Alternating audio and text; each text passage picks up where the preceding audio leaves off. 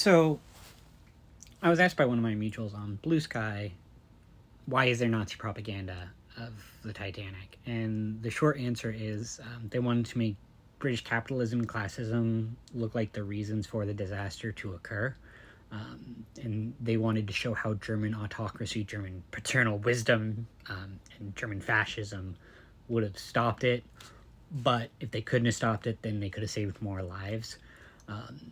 And so the movie starts off with a board meeting among the White Star Line, and then it has Ismay meeting with his inner sanctum, and deciding to crater the company value by selling off their shares, thus inducing more panic selling right before Titanic's maiden voyage.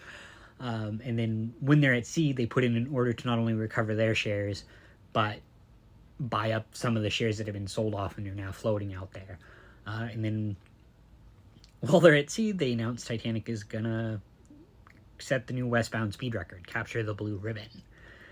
And there is thus leading to a swell of White Star Line stock purchases, increasing the value of the stocks they own.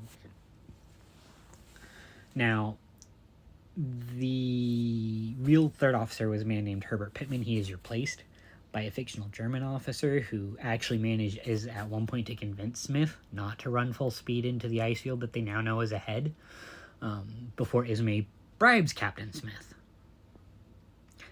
Now, once the iceberg hits, this German third officer who has fallen in love with the third class passenger,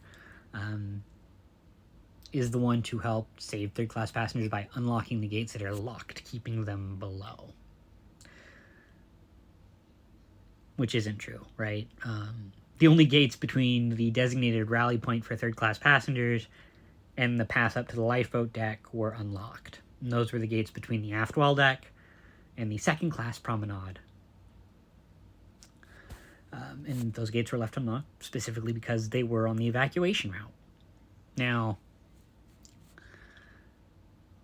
the production of the movie, the German propaganda movie, is insane, because the original producer ends up hanging himself in a Gestapo jail after he was arrested because he stuck up for his female actors who were being sexually harassed by the Kriegsmarine extras that were brought in to serve as Titanic's crew in the movie.